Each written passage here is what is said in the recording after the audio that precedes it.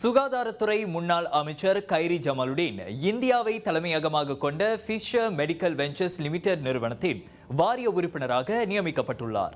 இவ்வாண்டு மே 4 முதல் 5 ஆண்டுகளுக்கு சுயேட்சை இயக்குனர் என்ற அந்தஸ்தில் கைரி கூடுதல் இயக்குநராக நியமனம் பெற்றிருப்பதை இதற்கு முன் ஃபிஷர் கெமிக்கல் லிமிடெட் என்றழைக்கப்பட்ட அந்நிறுவனம் உறுதிப்படுத்தியது.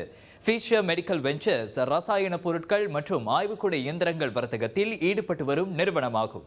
48 வயது கைரி 2021-2022 வரைக்குமான டத்தோஸ்ரீ இஸ்மாயில் சப்ரி யாக்கூப் அமைச்சரவையில் சுகாதார அமைச்சராக பணியாற்றியுள்ளார்.